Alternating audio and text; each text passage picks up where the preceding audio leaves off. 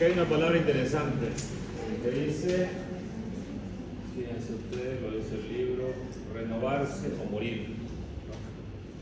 Justamente nosotros,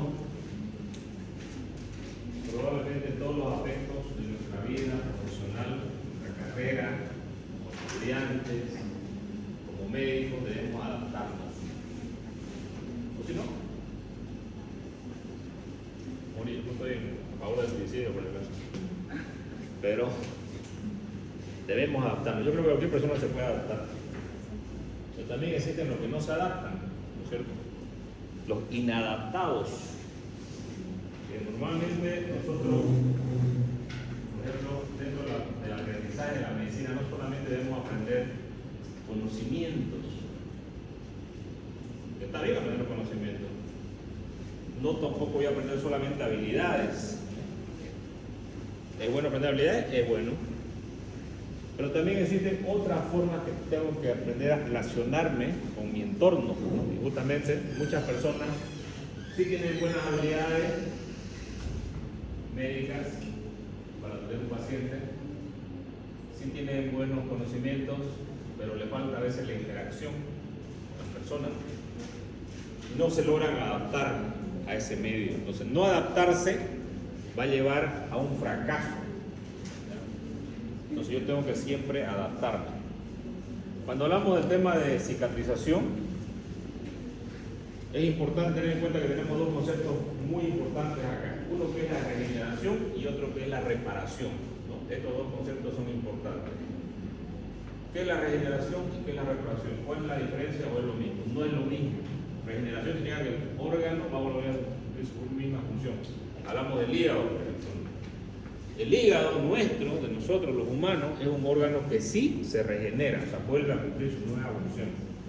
Tenemos un trauma hepático, una lesión hepática, se regenera y cumple la misma función hepática.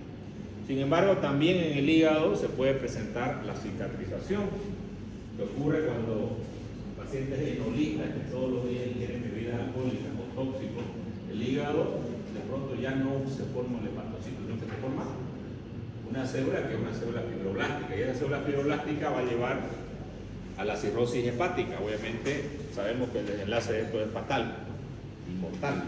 El tratamiento es el trasplante hepático.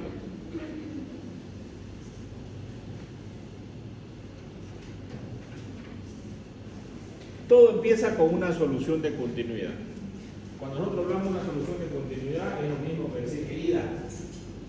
Una herida en la piel, una herida en el músculo, una herida en el hueso, una herida en el hígado, una herida en el intestino, una herida en el colon, una herida en el vaso, una herida en el pulmón, una herida en el cerebro, una herida en el corazón. En todos estos lugares donde estoy mencionando los tejidos, la solución de continuidad se va a empezar a desarrollar la cicatrización. Y esto es lo que vamos a ver hoy día. Por ejemplo, una fractura ósea, un paciente que sufre un trauma cardíaco por aplastamiento con el volante, con un choque frontal, un traumatismo de hígado. Y también vamos a ver que en la naturaleza constantemente se regenera, ¿no es cierto? Los incendios, ¿no? Un montón de incendios, ¿no? Se está quemando la chiquita niña, Dios mío, ¿no? Luego va por allá y todo floreció de nuevo. Entonces, este es un ciclo. Es un ciclo donde tiene que haber esto para que nuevamente se regenere. Obviamente también pasa en la naturaleza. O sea, probablemente que en el universo también haga que se pase lo mismo. Se ponen las estrellas, o sea, nacen nuevas estrellas, nacen galaxias. Las galaxias tienen su fin. La herida, que nosotros tratamos de hacer un tratamiento con la herida, ¿no? Charlaba con una estudiante ayer que me contaba que a su hermanita le hicieron una sutura, y la sutura después de pronto ella estaba verde, la herida estaba infectada, momentos después que le habían hecho la sutura. Entonces, ¿será nomás que yo tengo que unir los tejidos o será que yo tengo que limpiar los tejidos? Yo tengo que hacer una limpieza de los tejidos que voy a suturar. Por eso que la cicatrización no solamente interviene en factores técnicos, sino también factores importantes como hacer la limpieza de una herida, hacer esta herida en un ambiente que sea completamente estéril, ¿no es ¿cierto? Libre de bacterias, ¿no? Porque se puede contaminar el paciente. Acá tenemos una salamandra que tiene una de las habilidades, fíjense ustedes, cómo se regenera completamente el brazo después de haber sido amputado. Estos animales tienen esa capacidad de regenerar. Teóricamente, según una teoría, todos venimos de una misma célula y al final variamos en varias. Estos animales tienen esta propiedad. Las estrellas del mar también pueden perder una de sus extremidades y pueden volver a regenerarse completamente a partir de esa extremidad. Cuando hablamos de la cicatrización, hablamos de la historia, ¿no? Ya Hipócrates se empezó a dar cuenta de que algunas heridas, cuando él las trataba de suturar, estas heridas se infectaban. Y muchas de estas heridas tenían que dejarlas abiertas para que el paciente cicatrice. Entonces él se dio cuenta de que algunas heridas las tenemos que dejar abiertas, ¿no? Tenemos que dejar las heridas abiertas. La observación es muy importante cuando valoramos nosotros un paciente. La valoración de los pacientes nos va a indicar nuestros resultados, ¿cierto? Por ejemplo, yo charlaba con un cirujano que me dice: yo no dejé drenaje a ese paciente, doctor, lo operé, porque los cirujanos dicen que no les gusta que deje drenaje. Y yo le digo: usted comete un gran error. Porque, ¿quién es mi cliente? Si yo soy médico, cirujano, mi cliente es el paciente. Entonces yo tengo que ofrecer el mejor resultado al paciente. Mi cliente no son los otros cirujanos, donde yo tengo que darle gusto, dejar drenaje, no dejar drenaje, porque a ellos quieren dejar drenaje, no quieren dejar drenaje. Yo tengo que darle gusto, tengo que hacer lo mejor que pueda a mi paciente. O sea, no darle gusto, hacer la indicación. ¿Por qué es importante en cirugía hacer la indicación? Porque la indicación quirúrgica me dice que esto va a ir bien. Hay heridas que yo no las puedo suturar, no las puedo aproximar. ¿Por qué? Porque esas heridas se van a infectar. Tengo que dejarlas abiertas para hacer la limpieza periódica todo el tiempo, ¿ya? Y eso se dio cuenta Hipócrates cuando hacía tratamiento de los gladiadores. También se dieron cuenta en la Edad Media que algunos pacientes el cuerpo agarraba y englobaba las infecciones, a eso se llamaba absceso. Y este absceso, ellos sabían que los pacientes que hacían absceso, estos pacientes iban a sanar. Entonces ellos sabían que el pronóstico era bueno. Entonces a esto lo llamaron la pus laudable. La pus saludable, digamos. Paciente que hacía en la herida pus iba a ir bien. Pero si nos vamos a la fisiopatología, ¿por qué se forma esa pus? Es la muerte del leucocito, ¿no es cierto? Estos leucocitos se van a morir, entonces el cuerpo está reaccionando contra la infección. Pero sin embargo, veíamos otros pacientes donde esa herida empieza a tener un olor nauseabundo, un olor fétido, ¿no? Era de aspecto negruzco, no formaba pus. Entonces, estos pacientes iban mal. Empezaban a tener taquicardia, taquimia, hipotensión y morían. Entonces estos pacientes hacían los cuadros de septicemia. Actualmente también los pacientes no hacen lo mismo, porque ha cambiado el hombre de antes a ahora, no es lo mismo, somos los mismos, no hemos cambiado.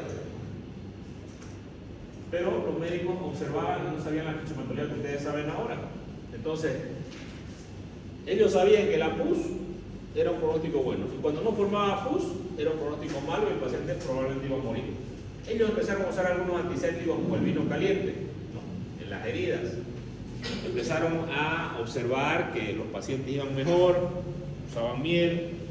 También otros autores empezaron a usar, en vez de aceite hirviendo, por ejemplo Ambrosio Pare, empezó a usar otra sustancia que podía mejorar. Y también hubieron otros autores como Samuel Lewis, ¿no? Lister, Holmes, Halsted, que desarrollaron algunas técnicas importantes. Samuel Lewis se dio cuenta de que la transmisión de los partos, de las parturientas que tenían el parto atendido por médicos, tenían una infección que se llamaba sepsis puerperal y se morían bastante. Pero sin embargo, las que eran atendidas por las parteras no morían de esta infección. Y él se dio cuenta que lo que transportaban las infecciones eran los médicos. Los médicos iban a hacer una autopsia, con las mismas manos venían y tenían un parto. Y obviamente ellos transmitían la infección al paciente. Hasta el día de hoy, actualmente, 2025, 11 de septiembre, los médicos seguimos llevando la infección de paciente a paciente. Yo voy y veo un paciente, no me lavo las manos, voy y veo otro paciente y estoy llevando la infección de un paciente a otro paciente. Seguimos actualmente llevando infecciones. Y esto por eso que en los hospitales hay unos famosos comités de infecciones, que justamente vamos a hablar en el próximo capítulo de infecciones y vamos a hablar más allá en eso, ¿no? También tenemos Joseph Lister, que ya inventó la solución de ácido carbólico, ¿no? Que era uno de los primeros antisépticos para limpiar las heridas. Esto fue un gran avance para las heridas, ¿cierto? Luego reconocieron las bacterias, Roberto Koch, las Bacillus anthracis, el carbunco, el cólera, inocularon con estas bacterias. ¿Qué es un inóculo? Es la aplicación de bacterias a un paciente. Nosotros ya tenemos una interna en el hospital, que esta interna hizo un absceso de glúteo. Y esta interna que hizo un absceso de glúteo fue porque otro interno le colocó un inyectable. Y obviamente le inoculó bacterias, ¿no es cierto? Si te forma un absceso, te han inoculado bacterias, ¿no? Entonces, ¿por qué las inoculó las bacterias? Probablemente su técnica aséptica no fue adecuada. No hizo una buena técnica aséptica, de repente agarró la aguja con la mano, no cambió la aguja cuando agarró la ampolla, ¿no? O lo hizo en un ambiente completamente no estéril, ¿no? Entonces, el inóculo bacteriano significa, ¿verdad? El inóculo bacteriano es algo muy importante. Cuando nosotros estamos operando a un paciente y tiene una infección, tiene tejido infectado, tenemos que sacar todo ese tejido infectado, porque cualquier pequeño tejido, por más milimétrico que sea, existe mucha cantidad de bacterias en ese tejido. Y esta cantidad de bacterias van a producir infección. Mientras yo no retire ese cuerpo extraño, esas bacterias, ese tejido infectado, el paciente no va a mejorar. Entonces, ese fue el principio del inóculo bacteriano por Roberto Koch, ¿no? Y descubrió bacterias que eran las que producían las infecciones, ¿no? Que hasta ese momento pues no se conocía. Y también hubo el reconocimiento de Louis Pasteur, ¿no? Que también ya propuso la teoría de los gérmenes, ¿no? También tenemos en 1928 Fleming la penicilina. Hasta antes de esta época, cuando no se conocían los antibióticos, muchos pacientes morían, muchos. El paciente tenía una infección, probablemente obeco, porque no se podía tratar, porque nosotros tenemos dos brazos importantes para tratar la infección. Un brazo importante son los antibióticos. Y el otro brazo importante, el otro pilar importante, es la cirugía, ¿cierto? La extracción de este foco séptico. William Hunter, que fue uno de los cirujanos que enseñó a los cirujanos norteamericanos a operar y empezó a crear las residencias de cirugía. ¿Por qué nosotros enseñamos? Un factor importante es porque a nosotros nos enseñaron, digamos, ¿no? Y otro factor importante es porque no vamos a ser eternos. Entonces, ustedes van a ser los próximos cirujanos, médicos que van a tener los pacientes y no tienen que cometer errores, porque los errores, lamentablemente, en medicina se entierran, se tapan. Entonces, él hizo guantes de látex, pero en realidad los hizo porque su novia tenía alergia, ¿no? Y para protegerla, digamos, ¿no? Y sin embargo, con estos guantes de látex, que hasta el día de hoy se utilizan, se evita, es una barrera para evitar que nosotros introduzcamos bacterias dentro del abdomen, ¿no? Hasta el día de hoy usamos los guantes, un tipo de barrera. Otro tipo de barrera importante son las gafas, ¿no? Nosotros los médicos nos podemos contagiar de enfermedades en un quirófano, pues sí, hepatitis B, hepatitis C, HIV, una infección, por ejemplo. Estábamos el otro día con una residente que es del primer año, yo le digo, doctora, su gafa, no, no tiene idea. La cirugía estamos viendo un paciente con una peritonitis fecal. Empezamos a lavar el agua. Y le digo, ¿es importante, doctora, usar protección ocular cuando uno está haciendo esta cirugía? Sí, me dice. Obviamente no te tiene que pasar algo para que no lo uses. Nosotros en medicina, cuando nos salimos de la regla, cuando salimos de los protocolos, obviamente vamos a cometer errores. Y estos errores pueden ser para nosotros mismos. Si me cae una gota de secreción fecaloidea en el ojo, ¿qué creen que me va a pasar? Me da una conjuntivitis, o sea, hasta el ojo puedo perderlo. Entonces, es importante que usemos la barrera. Si no usamos la barrera, estamos siendo negligentes contra nosotros mismos. Las guerras, lamentablemente, han dado paso al tratamiento de los pacientes, muchas veces en condiciones que no eran las más adecuadas, las más sanitarias que creamos, las más asépticas, pero obviamente era lo que teníamos. Algo que es importante para tener una renovación, porque no solo nos renovamos como tejido, sino también nos podemos renovar como personas, digamos, ¿no? Si yo soy un tipo aburrido, puedo tratar de ser menos aburrido, digamos. Si soy un tipo que me gusta estudiar, puedo ser un tipo que me gusta estudiar más, digamos. Entonces, yo tengo defectos y tengo virtudes. Mis defectos tengo que tratar de aplacarlos lo más que pueda, porque de repente eso no me ayuda a adaptarme en la vida. Lo mismo cuando tengo un paciente en una situación que no es la adecuada. Por ejemplo, ese médico, obviamente, en ese tiempo era lo que yo tenía, o sea, él hacía lo que podía. Y obviamente,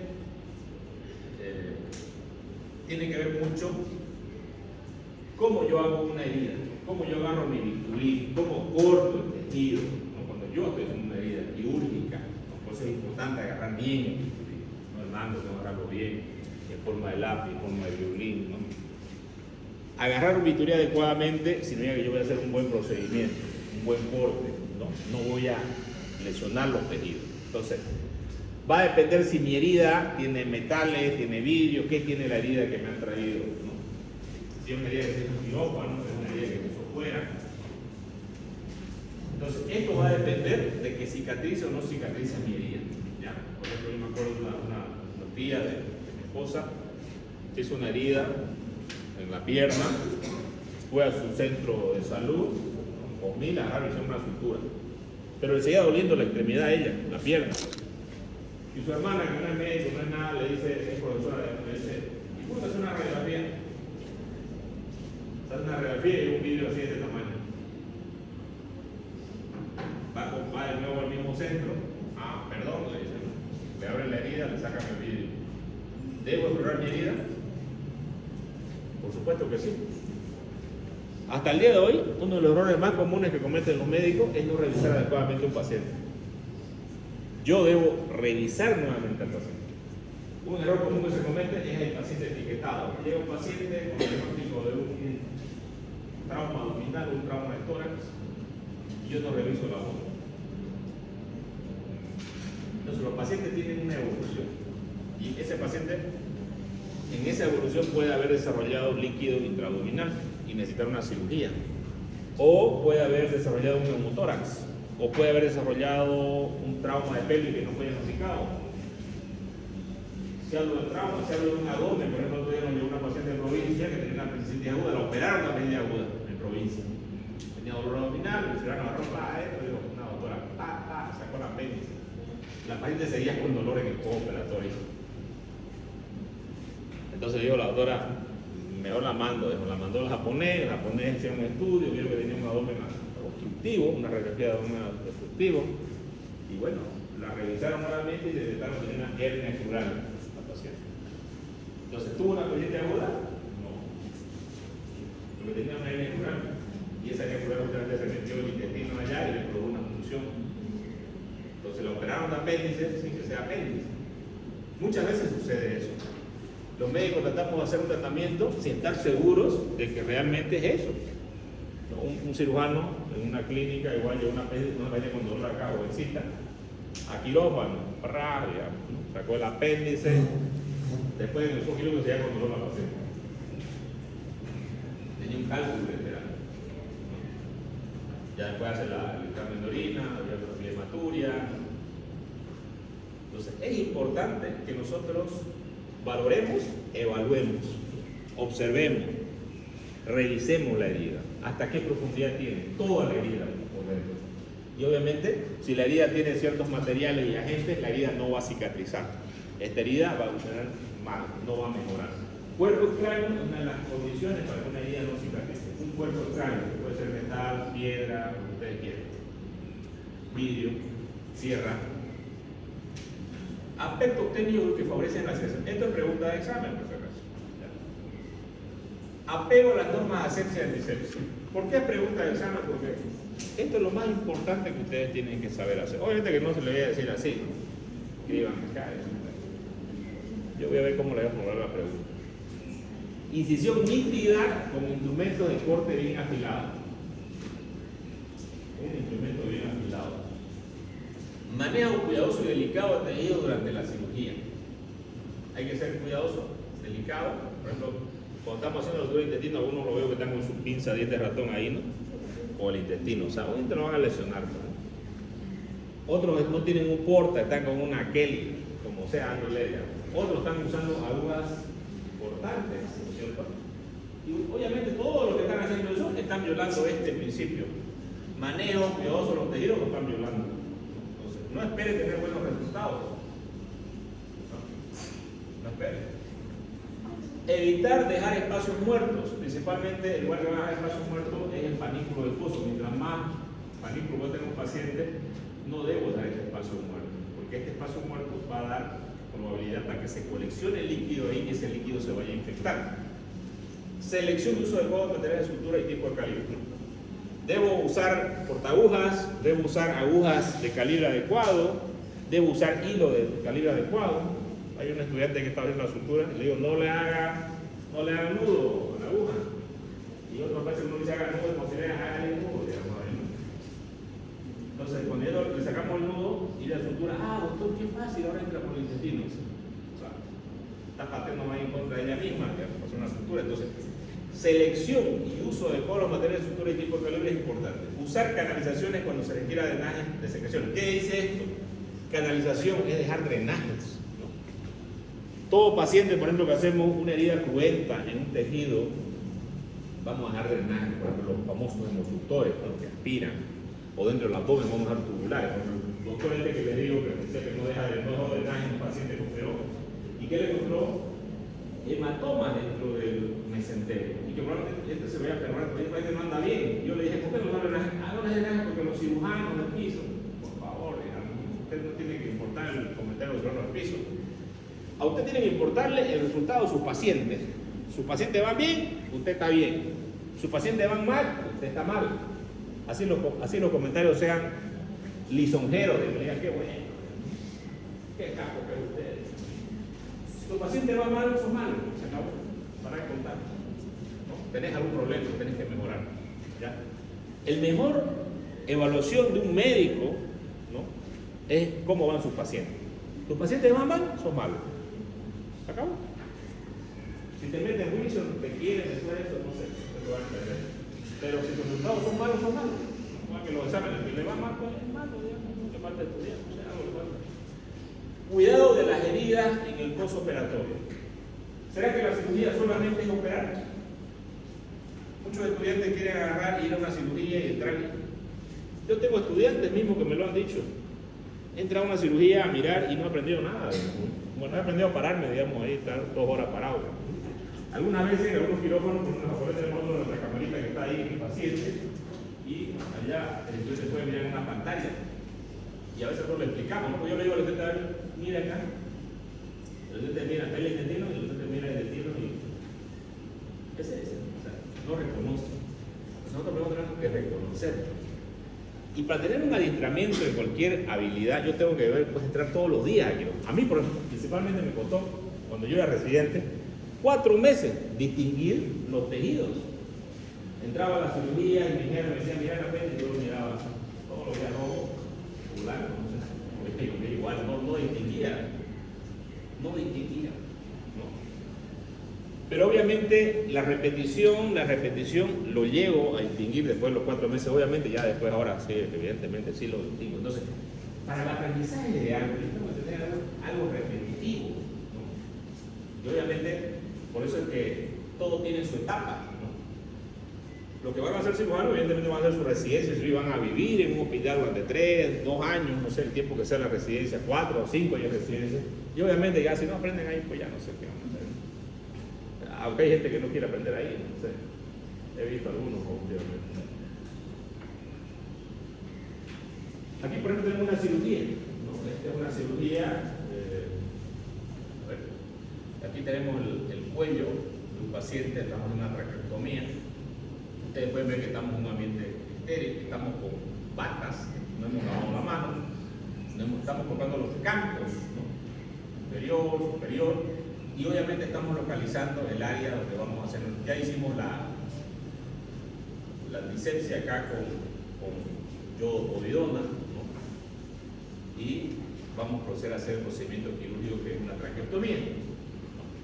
Y aquí la va a hacer la traqueotomía el residente, ¿no? Van a fijar ustedes la forma que le agarra el bisturí, que no es una forma adecuada, no lo agarra el cuchillo de mesa, sino que lo agarra de una forma, y no, tampoco hace la inyección recta, sino que y ahí se da cuenta uno de la diferencia cuando uno hace un procedimiento adecuado. Estamos marcando el sitio, ¿no? Donde vamos a hacer. Normalmente hacemos 2 centímetros por encima de la horquilla external. Ustedes se palpan la horquilla, por acá encima. Vamos a hacer el corte. Ahí se va a hacer el corte. Y lo que queremos nosotros con esto es mostrar que la técnica tiene que ser una técnica depurada, adecuada. Este es mi momento donde yo voy a hacer un procedimiento quirúrgico, ¿no? ¿Será que yo tengo que estar aquí con mis 5 sentidos? Ahí está el corte, ¿eh? Luego agarramos pinzas delicadas, pinzas Axon, que son pinzas muy delicadas, y usamos electrobisturí bajo, por debajo de 30. Y esto amarillo que ustedes ven ahí es el tejido graso, celular subcutáneo, también se llama, que es lo mismo. Y vamos a ingresar por plano hasta llegar a los músculos que están por encima, ¿no es cierto? El músculo cutáneo, ¿no? Y los otros músculos que vamos a encontrar son músculos algunas veces delgados si el paciente es mayor de edad, un poquito gruesos si el paciente es joven, ¿no? Y luego vamos a usar la separación, ¿no es cierto? Aquí podemos ver la separación, los separadores, ¿no? Estos separadores son importantes para que nosotros podamos observar la herida.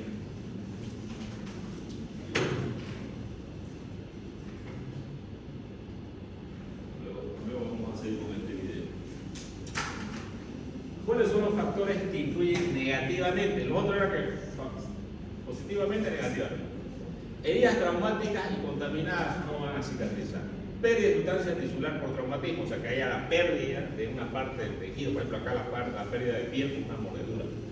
Intensidad de proceso inflamatorio consecutivo de traumatismo, mecanismo de producción del traumatismo, intensidad y extensión del tejido afectado, magnitud y tipo de daño, contusión, quemadura, abrasión y machacamiento.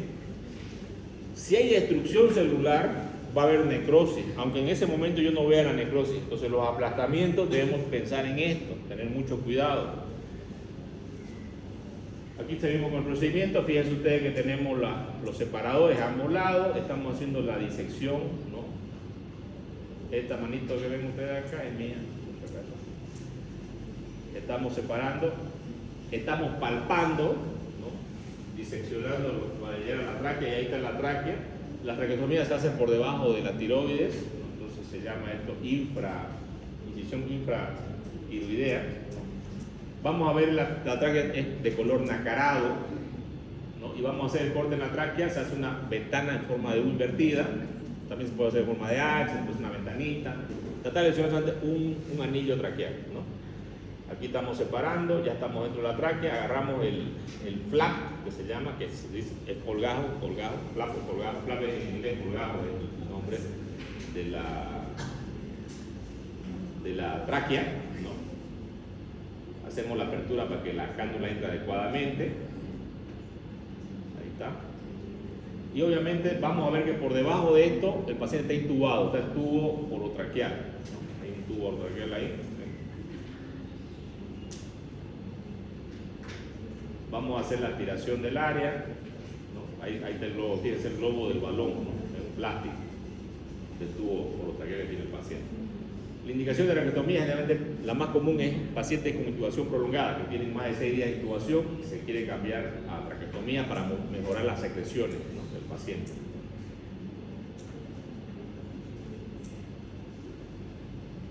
Bueno, aquí ven el tubo, está saliendo, sale el tubo, sale. Ahora metemos la cánula de traqueostomía, que es un tubo que va a entrar, siempre se lo coloca con guía, de forma rápida, colocamos el conector y nos fijamos en el monitor si marca la canometría, el CO2.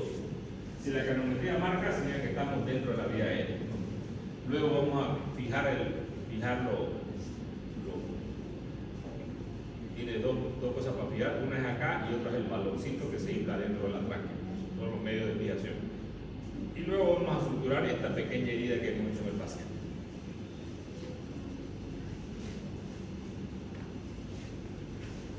Existen algunas cosas que van a ayudar a que cicatricen mejor las heridas o que no cicatricen. La temperatura es una de ellas. Temperatura fría cicatrizan mejor. Temperatura caliente proliferan más las bacterias y se pueden infectar mayormente las cicatrices. Entonces tiene que ver también el ambiente. Las lesiones de los tejidos por apartamiento también pueden causar, ¿no?, este problema. Tenemos los tipos de cierre de las heridas, de los cierres primarios. O sea, ¿todas las heridas tienen que tener un cierre primario? No. Si ustedes no van a hacer el cierre primario. ¿Van a hacer un cierre primario en una herida que ustedes hayan abierto, que no esté contaminada, que no esté infectada? Sí, lo van a hacer. Por ejemplo, una cirugía de tiroides, cirugía limpia. Pero si ustedes operan un apéndice, por ejemplo, que está infectado el paciente, cuando ustedes sacaron el apéndice estaba lleno de heces fecales, tenía pus, ¿no? Y la pus contaminó la pared abdominal. ¿Qué es lo que compone la pared abdominal? Piel, celular subcutáneo, aponeuritis, músculo y peritoneo, ¿no? Tenemos ese preperitoneo, una grasita que hay ahí. Entonces, de todos estos tejidos que estoy mencionando, el tejido más lábil para la infección es el tejido graso. Pero ¿por qué se deja la herida abierta y por qué no se la cierra? Porque existe una complicación más grave que un absceso. Por ejemplo, esta izquierda que está ahorita en el hospital, o creo que ya la dieron de alta, no estoy seguro. Puede tener una complicación, que puede ser una fascitis. ¿Qué es peor que un absceso? Una fascitis. Porque la fascitis va a agarrar los músculos y se puede extender completamente. Porque la fascia tenemos en la pierna, tenemos en el tórax, en el abdomen, en todas partes. Entonces una infección puede ascender por esto, que es lo que se conoce como la gangrena, la fascitis, que son bastante graves. ¿Por qué es grave? Porque la infección va a ir por este tejido que no tiene irrigación propia, ¿no?, y se va a extender rápidamente. Si este cuarto, por ejemplo, estuviera lleno de algodón o lleno de paja, por ejemplo, algo que sea inflamable, y de pronto nosotros prendemos el huevo allá y escapemos, probablemente no vamos a llegar ninguno a la puerta, nos vamos a incendiar todos acá. Eso es lo mismo que tenemos que entender cuando hay una infección de una fascitis. O sea, significa que va a empezar a haber aire, el paciente va a estar séptico, y si yo no hago un desbridamiento rápido, el paciente se me muere, ¿ya? Esto sucede a veces con heridas pequeñas de un insecto que le pica a un paciente y es una bacteria agresiva, y la infección empieza a ascender en horas. Frente a esto, muchas veces tenemos que hacer una amputación. Cuando no hacemos esta amputación, el paciente puede morir. Luego estas heridas se pueden infectar, así como ustedes pueden ver acá, color rojo, puede haber olor, generalmente entre el 5 días, el paciente tiene fiebre, tiene una herida roja, entonces tengo que abrir esta herida y tengo que dejarla abierta para que haya un cierre por segunda intención. Luego es importante que cuando yo dejo por segunda intención voy a dejar la herida abierta, voy a empezar a lavar la herida con solución fisiológica, es lo único que se acepta. Pueden usar antibióticos si quieren ahí en la misma herida, pueden usar bien, pueden usar soluciones hipertónicas, por ejemplo como fisiológico hipertónico, dextrosa hipertónica, pero no pueden usar nunca ningún tipo de antiséptico como la povidona, por ejemplo. No es aconsejable. Y obviamente sacar el tejido necrótico se puede usar crema con antibiótico hasta que esto granule. Cuando esto granula y hay un tejido rojo, se puede hacer un cierre que se llama un cierre diferido, ¿no? Se puede volver a suturar, ¿no?, ya cuando yo tengo un tejido bueno. Entonces, cierre por primera intención, el que hacemos de entrada, cierre por segunda intención cuando dejamos la herida abierta, ¿no?, y el cierre por tercera intención es cuando esta herida que estaba abierta granula y la suturamos nuevamente para favorecer su cicatrización. Algunas heridas que son pequeñas pueden cerrar espontáneamente sin necesidad de una cirugía. Si la herida es muy grande, es mejor suturar. Tenemos también que entender la creación de las heridas. Las heridas pueden tener una naturaleza, una profundidad, temporalidad y contaminación. Cuando hablamos de la naturaleza, pueden ser por incisiones, que son las quirúrgicas, puede ser por quemadura, puede ser por cizallamiento, ulceración, contusión y mordedura.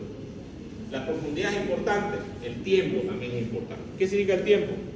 El tiempo que se hizo la herida del paciente. ¿Cuánto tiempo el paciente hizo la herida? 6 horas, 12 horas. Viene de un establo, viene de una granja, ¿de dónde viene? Acá viene lo que se llama la contaminación. Esta es una declaración universal. Heridas limpias, heridas limpias contaminadas, heridas contaminadas y heridas sucias, ¿no?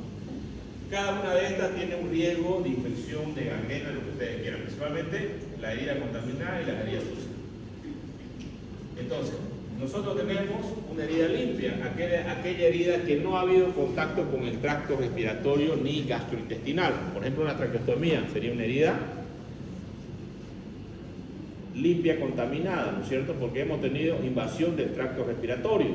Si operamos una colecistectomía, sería una cirugía limpia contaminada. Si operamos una mama, sería una herida limpia, ¿no?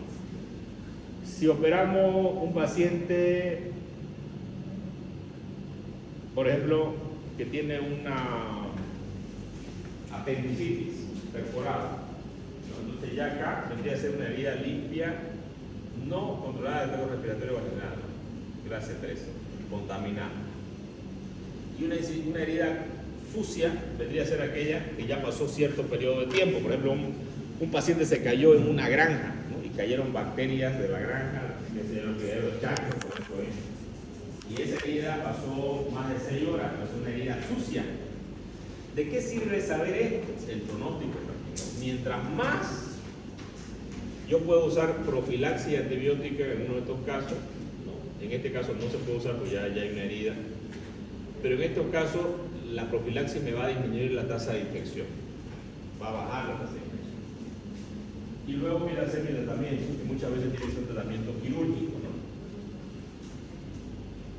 Tenemos nosotros que vamos a tener en algunas áreas del cuerpo lo que se conoce la contracción de la herida. ¿Qué es la contracción de la herida? Es que esta herida se contrae, entonces sienten ciertas partes del cuerpo que estas heridas se van a contraer o se van a, ¿no? Por ejemplo, algunos órganos, como el colédoco o el esófago, pueden sufrir la contracción, pueden sufrir lo que se conoce como estenosis o indosucesión. ¿Cuáles son estas áreas activas donde va a haber contracción de las heridas? Área abdominal, nuca, espalda, glúteos, colédoco, uretra y esófago. ¿Por qué es importante saber esto? El otro día le comentaba a una estudiante, creo que es una estudiante de este curso, que me decía, doctor, hay un paciente que toma neurosemiología, lo operaron de vesícula hace 2 años y ahora está histérico en el hospital, ¿no? ¿Por qué está histérico? El paciente hizo una estenosis del colédoco. Entonces, el colédoco es uno de los órganos que puede ser una estenosis. ¿A qué me puede llevar eso? Síndrome coledociano. Si no lo trato, una colangitis. Si no lo trato, insuficiencia hepática. Si no lo trato, muerte. La uretra, muy comúnmente también. Hacemos lo que se conoce las prostatectomías uretrales, sacar la próstata por medio de la uretra. Por lo hacen comúnmente. Una de las complicaciones, ¿cuál es? Estenosis de la uretra. Los pacientes con lesiones de esófago, por ejemplo, los que toman cáuticos, ¿no? Quieren matarse, toman cáuticos. Bueno, si quieres matarte, no tomes cáuticos, digamos, ¿no? Porque primero que no te vas a morir y vas a sufrir mucho. Los pacientes que he visto que han tomado cáuticos hacen estenosis, los tienen que operar y al final terminan muriéndose, pero sufriendo así todo un periodo bastante largo. Entonces, estos son los órganos que tienen estenosis. Por eso es que el colédoco, ¿no? Nosotros jamás lo suturamos. El colédoco, nosotros cuando lo abrimos el colédoco vamos a darle el drenaje T de Kerr, justamente por este principio que el colédoco se puede estenosar y el paciente puede producir después una estenosis del colédoco que puede ser un síndrome coledociano. Muchas veces los pacientes que nosotros tenemos en Japón no tenemos una conducta, jamás hacemos cierre primero del colédoco. Pero algunos médicos siempre quieren inventar como que la pólvora, digamos, ¿no? O sea, ya la pólvora la inventamos los chinos, digamos, ¿no? Y como que yo quiero cambiar las conductas. Y en el San Juan de Dios, cuando yo era residente y después un poco después también, siempre los ciudadanos me decían, no, nosotros cerramos el colédoco, cierren primero el colédoco, quieren el trabajo de ellos. Y obviamente, ese paciente que está complicado, probablemente esas complicaciones de los cierres primarios del colédoco. Porque yo le hago un cierre primario al colédoco, no le doy un drenaje que era al paciente 21 días. Pero obviamente, cuando yo le doy un PER 21 días, probablemente ese paciente no vaya a volver al hospital. Y yo ya estoy, si quieren ustedes, con mi tratamiento, no recargar con el sistema de salud. Porque un paciente que se complica, recarga el sistema de salud. Sí. Aunque los médicos lo quejemos, no, el hospital anda lleno, que no están reversando. Muchas veces las conductas que hacemos los médicos en los hospitales, ¿no? Las malas conductas, van a derivar en complicaciones repetitivas del paciente. Y ese paciente va a volver al hospital, va a volver al hospital, va a volver al hospital, o va a tener internaciones largas. ¿Por qué? Porque muchas veces conceptos tan básicos o sencillos como no cerrar el colédoco, porque produce estenosis, ¿no? Dejaron que va a aliviar este sistema de salud. O sea, nuestras buenas conductas van a aliviar el sistema de salud, nuestras malas conductas van a sobresaturar. Pero nadie nos juzga por eso, ¿no? Bueno, por el momento. Porque nadie se da cuenta, digamos, ¿no? Cuando se da cuenta, de repente sí van a juzgar. Limitada la contracción en la pared anterior del tórax, extremidad pélvica, extremidad torácica. Deficiente, cuero cabelludo, cara anterior del cuello y la cara, ¿no? Entonces en la cara difícilmente nosotros hagamos una contracción, ¿no? Porque la cara prácticamente nuestra piel es más elástica, ¿no? Tiene mayor elasticidad. Algunas cosas pueden ayudar a mejorar la situación o a empeorarla. Por ejemplo, si usamos corticoides, si tenemos deficiencia de vitamina C, o sea, pacientes, por ejemplo, que no tienen vitamina C adecuadamente en circulación, o por la nutrición, son pacientes desnutridos que no producen proteínas, estos pacientes no van a cicatrizar en un tiempo adecuado. Los pacientes ancianos tardan en cicatrizar. Los pacientes que reciben corticoides por otra enfermedad, artritis, lo que ustedes quieran, tardan demasiado en cicatrizar. Cuando hablamos de epitelización, va a existir el crecimiento del epitelio y por eso es que se forma la contracción, ¿no? Es un fenómeno, ¿no?, que en alguna parte del cuerpo va a tratar de cerrar una herida formando esta fase de cicatrización. Bueno, tenemos luego la fase de la selección, que son tres fases importantes. La fase de sustrato, como su nombre lo indica, tenemos la fase de proliferativa y la fase de remodelación. Cada una de estas fases tiene su tiempo, tiene su efecto, ¿no? Esta fase primera dura 4 días, es cuando se hace la herida, la infección, y hay una fase primero una fase inflamatoria, donde aquí se liberan ciertos mediadores citoquímicos que van a llamar a ciertas células para que primero produzcan vasoconstricción en los vasos sanguíneos, no sangre la herida, ¿no? Entonces va a haber una activación de las plaquetas, ¿cierto? Y luego va a venir otra bacteria a tratar de hacer el proceso inflamatorio. Esto va a depender también de varios factores, como esté la herida, si es la herida limpia, la herida contaminada. Luego esto va a haber una fase proliferativa, que es donde van a formarse ya el tejido conjuntivo. Nosotros, para formarnos cualquier tejido en el cuerpo que tengamos, ¿no?, necesitamos la célula, necesitamos la matriz celular, necesitamos el tipo de colágeno, ¿cierto? Y cada uno de estos tejidos se van a formar. Y luego tenemos la fase de remodelación, que a veces dura después esta dura del día 5 al día 20 y esta dura del día 21, inclusive varios meses.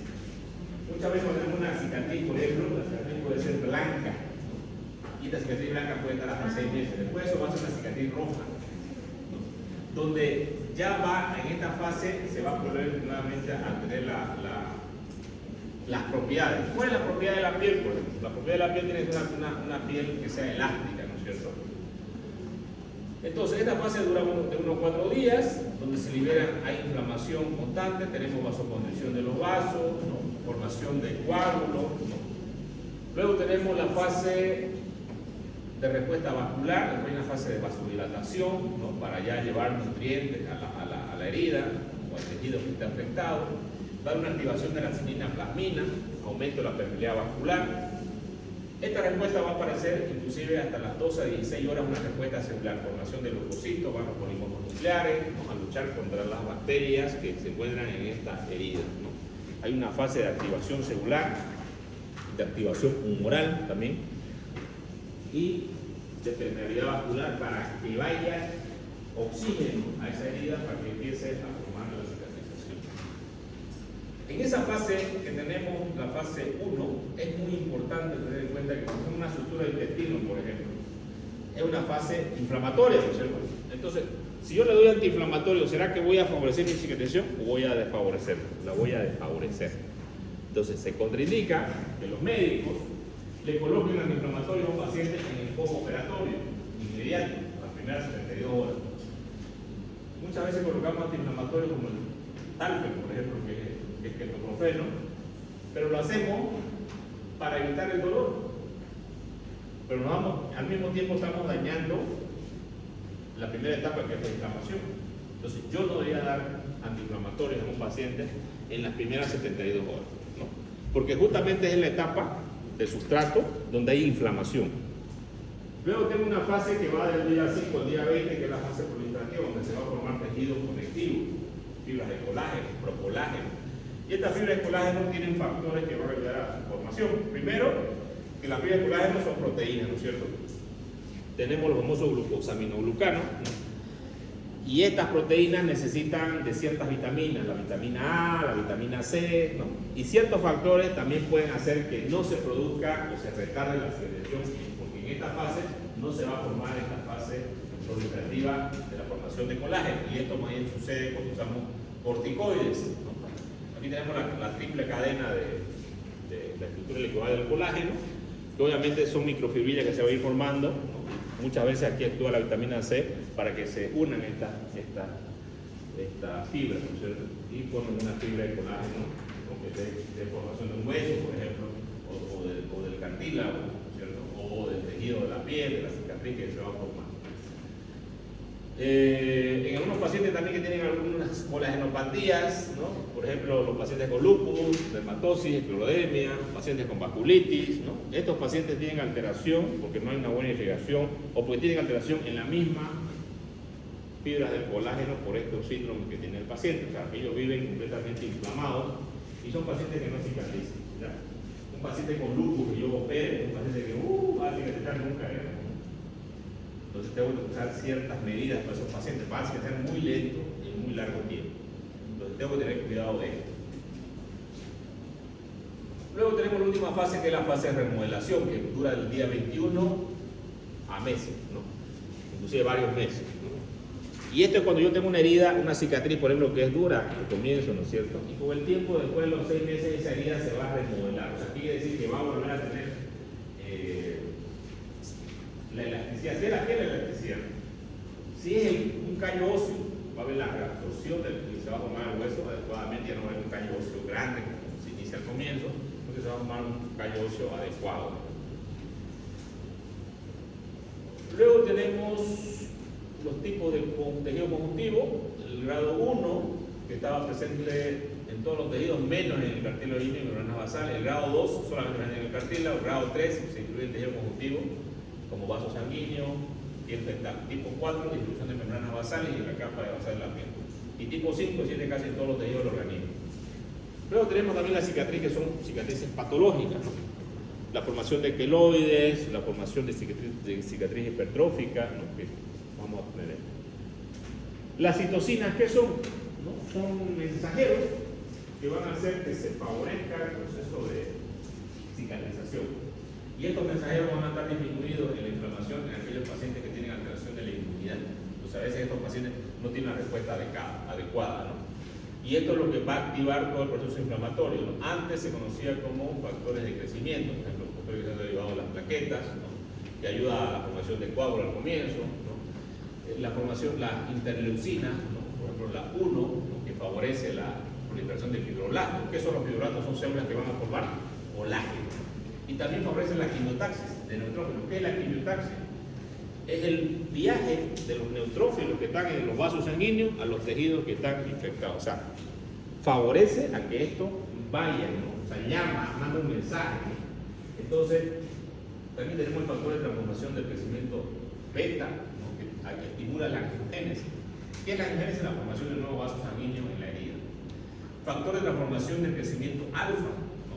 Que esto va a producir el famoso necrosis, proliferación de las células epiteliales y también de los fibroblastos, ¿no? Factor de necrosis tumoral, que tiene origen en los macrófagos, células cebadas, y estimula la formación de fibroblastos. Fíjense que todos van a estimular la formación de fibroblastos. ¿Qué es el fibroblasto? Es el que produce el colágeno. Factor de crecimiento fibroblástico se produce en el cerebro también, hipófisis, macrófago, estimula el depósito de matriz de tejido conjuntivo y produce la contracción de herida y también favorece la angiogénesis. ¿Por qué es importante la formación de nuevos vasos sanguíneos? Porque son los que nos van a llevar los nutrientes, ¿no es cierto?, al tejido de formación. Entonces, es un lugar donde tenemos que llevar toda esta respuesta, ¿no? La célula, la angiogénesis y también el fibroblasto que tiene que estimularse para producir fibras de colágeno. Tenemos el factor de crecimiento del queratinocito, que se posee en los fibroblastos y estimula la producción de células epiteliales. Factor de crecimiento de la insulina, que se produce en el hígado, plasma, fibroblasto y estimula la síntesis de proteoglucanos, sulfatados, colágeno, fibroblasto. Y la hormona de crecimiento humana, ¿no? La hormona de crecimiento humana es una hormona que va a construir, entonces una hormona anabólica, ¿no es cierto? Que va a producir y se va a formar bastante durante el trabajo. Luego tenemos los interferones que se producen en los linfocitos de fibroblastos y regulan la producción de fibroblastos y síntesis de colágeno. Siempre que hay una respuesta en el cuerpo, y eso se aplica para todo, inclusive para las enfermedades, tenemos un equilibrio y un desequilibrio. Si ustedes quieren una enfermedad, no tiene un desequilibrio de algo, ¿no es cierto? Si hablamos de enfermedades inflamatorias, no inflamatorias, de trauma, de lo que ustedes quieran, ¿ya? La respuesta del cuerpo tiene que ser una respuesta mediada, ¿no? Si es hormonal, si no es hormonal, tiene que ser una respuesta mediada. O sea, tiene que haber algo que, ¿no? Yo te digo en mi auto, por ejemplo, ¿no? Para que ustedes lo entiendan. Si no tuviera freno, me voy nomás. Entonces, muchas veces en el cuerpo, si no tenemos la regulación por estos, digamos, interferones, los pacientes van a ir con una creación inadecuada, desacelerada. O sea, si no hay equilibrio, o sea, no va a haber una secreción adecuada en los pacientes. Este es un cuadro, a mí siempre me interesa que los cuadros los estudiantes los entiendan bien, porque el cuadro se lo coloca en el libro, porque es para que lo vean, digamos. Es para lo que vean y tengan un resumen de todo lo que es esta fase de cicatrización.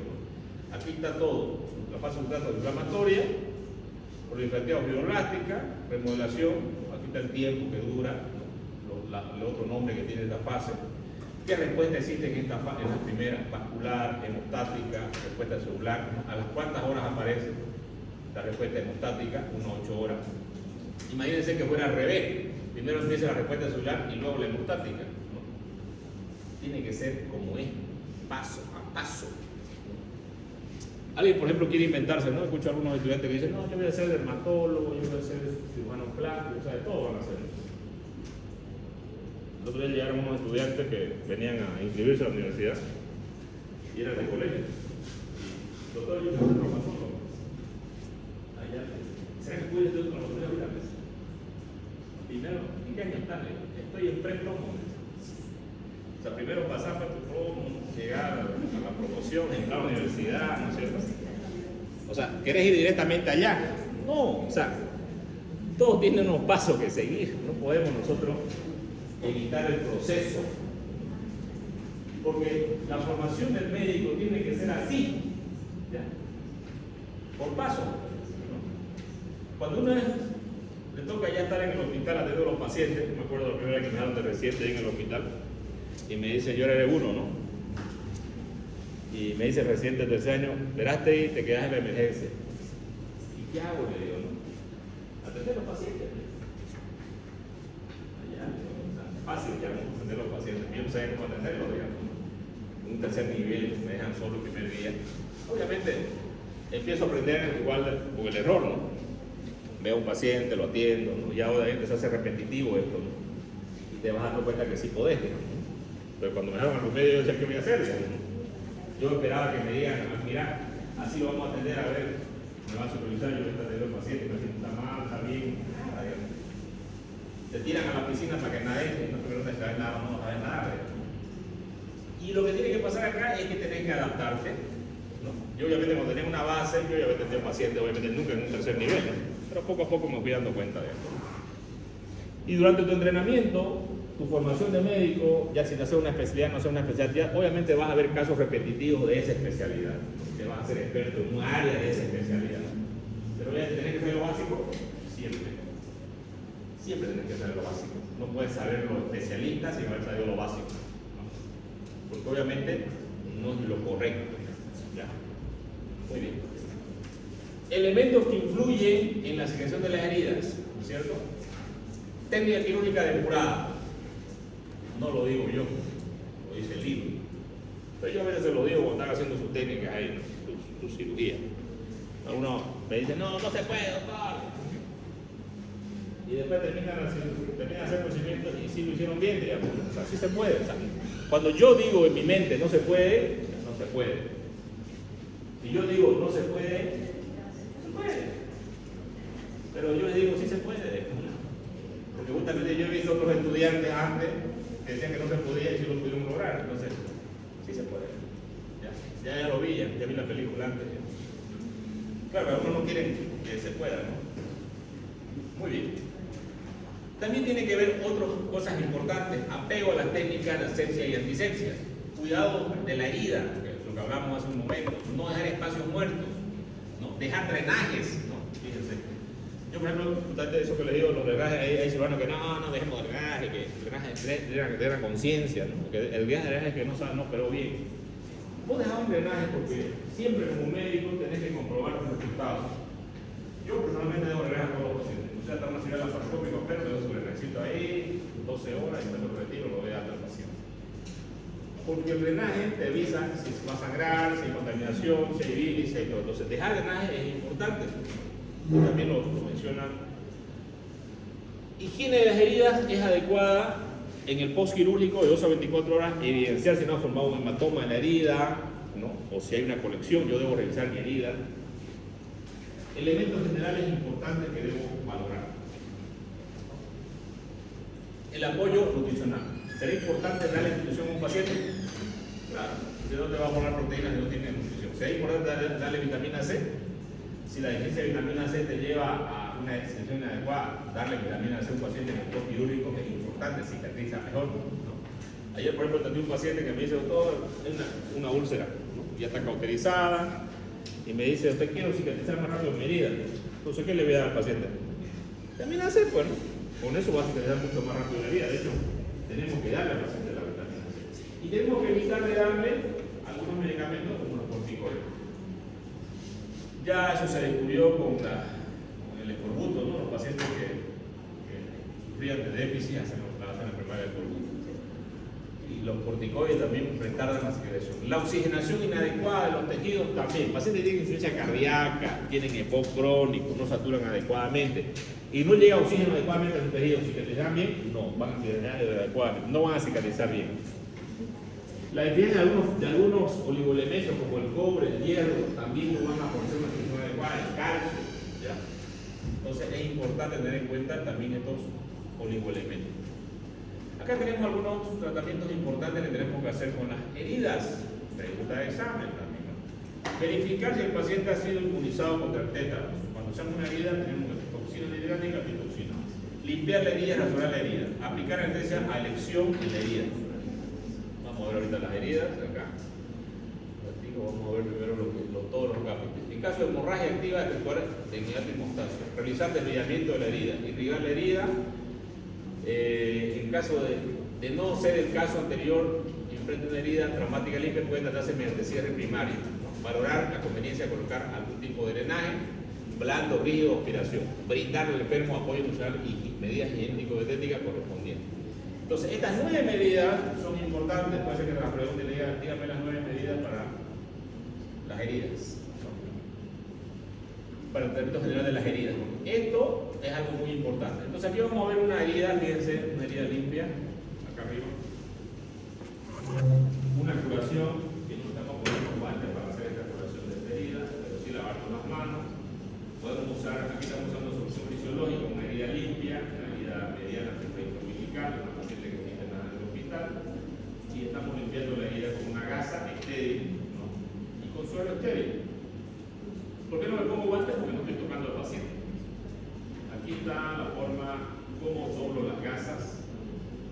Y obviamente no toco la punta de la gasa, solamente voy a tocar las pinzas. ¿No? Voy a usar, en este caso, solución fisiológica o solución covidona, ya después del usado fisiológico.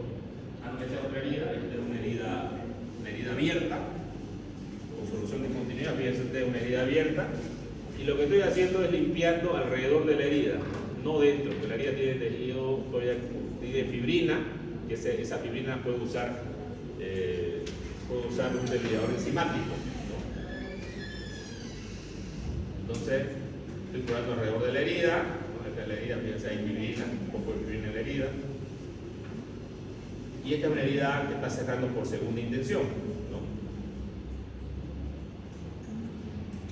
Entonces, en este tipo de herida yo puedo usar un desviador enzimático que es la colagenasa, porque ahorita está secando, es importante secar. Esto es para evitar que las bacterias de la piel ingresen dentro de la misma herida.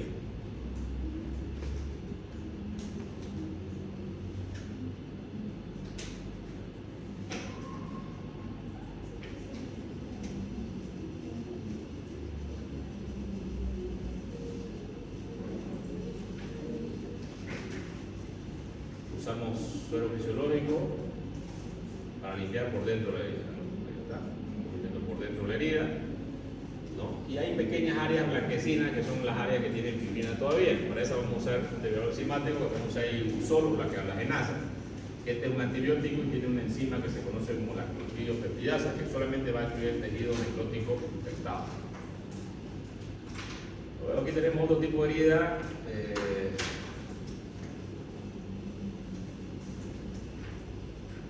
Aquí podemos observar, ¿no?, otro tipo de herida, una herida por Fournier, fíjense ustedes, una herida en la región inguinal. Esto es la ingle, esto es el escroto, está abierta, está con tejido de graduación rojo, tiene tejido de fibrina.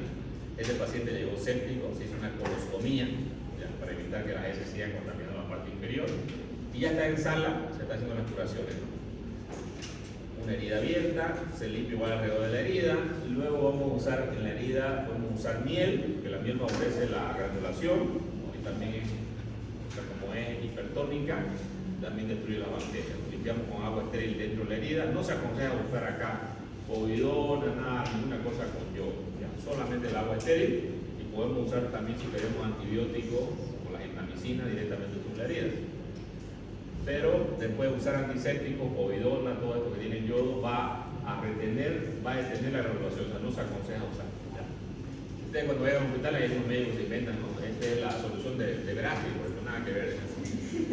No leen nada, ellos hacen alguna brebaje, se hacen los brujos, digamos, ¿no? Y dicen, esta es la solución de tal, no funciona. Lo único que está comprobado con el fisiológico, los antibióticos ¿no? Y antibióticos en crema también funcionan, ¿no? Acá tenemos, fíjense, el uso de la miel, ¿no? La miel la podemos aplicar directamente sobre las heridas, ¿no? Se prefiere usar miel que venga en envases de vidrio, ¿ya? Porque como la miel tiene ciertas enzimas también proteolíticas, si el envase es de vidrio es mejor, digamos. Entonces aquí estamos usando la miel sobre la herida. Si usamos grandes cantidades de paciente, doctor, échele nomás. Me dice, no, yo voy a comprar más miel, no se preocupe. Si le echo más miel, no va a sanar más rápido. La capa tiene una capa de gas, no necesito tener un montón de miel, digamos, ¿no? Que le brinquen a la hormiga al paciente. Aquí estamos aplicando el Ibusol, que es una crema con clostridiopeptidasa que se aplica en la herida, ¿no? El debridor enzimático. Y luego cubrimos la herida con gasas estériles. Ahora sí nos ponemos guantes para la curación de esta herida, guantes estériles, ¿no? La cubrimos la herida y le cubrimos un apósito. Ya, este es un paciente que este es un chico joven que le tiraron con su pateadura, porque, bueno, él peleaba kickboxing, y parece que no sé a quién le pegó, pues, y se vengaron del pelado. Estamos haciendo el debridamiento, ¿no? Acá es importante sacar el tejido necrótico, lo vamos a constituir, debridar. Acá es importante que el concepto claro que yo entienda es que tengo que sacar todo el tejido, tengo que debridar todo. Este chico ya había trabajado para limpieza quirúrgica, bueno, lo tengo acá conmigo, y yo me tomo en serio siempre lo que hago. Si me ponen a enseñar, trato de enseñar bien. Si me ponen a hacer un tratamiento quirúrgico, trato de hacerlo bien, ¿no? Y si creo que no lo voy a hacer bien, mejor prefiero no meterme, digamos, ¿no?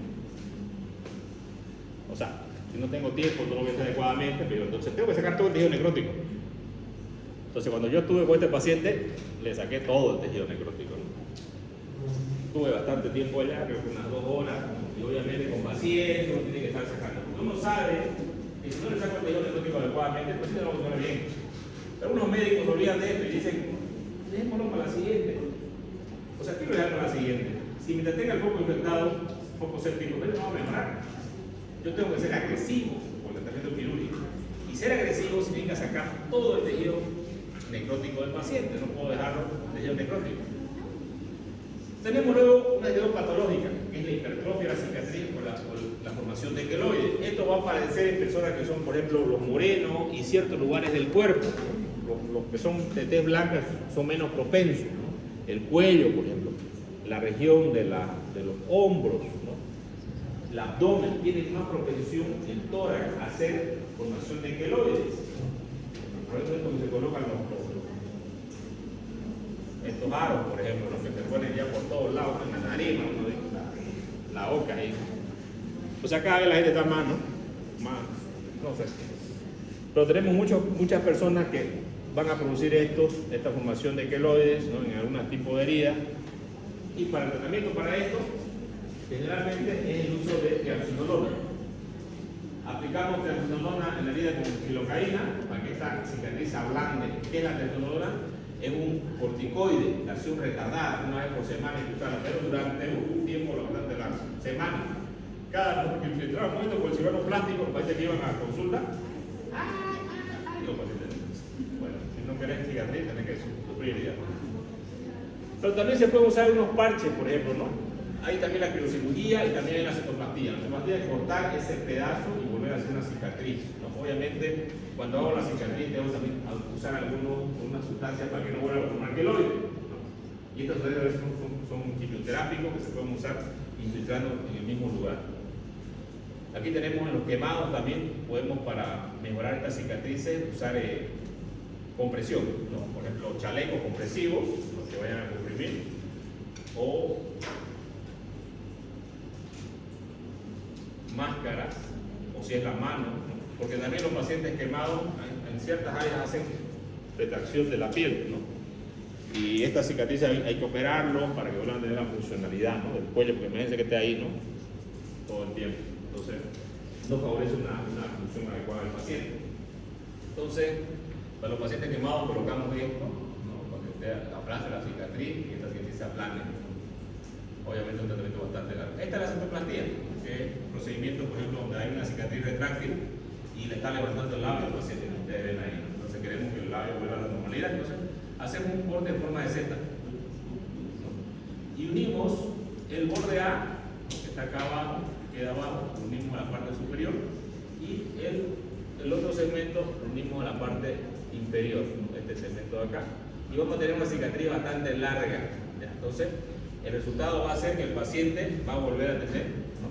Ya no va a estar así como estaba acá. ¿Ven esto? Esto es fácil de practicarlo, o sea, porque es más fácil practicarlo, que ustedes lo entiendan acá con el dibujo. Pero podemos hacer una pata de cerdo, podemos hacer una rotación de colgado o cetoplastía para que ustedes sepan cómo es, ¿no? Porque aunque vean esto, de repente no lo entienden, ¿no? Y muchas cosas que no entendemos en la teoría es porque nunca la hicimos, no la practicamos. Cuando empezamos a practicarla, ya lo empezamos a entender. Entonces, el tema, jóvenes, si tienen una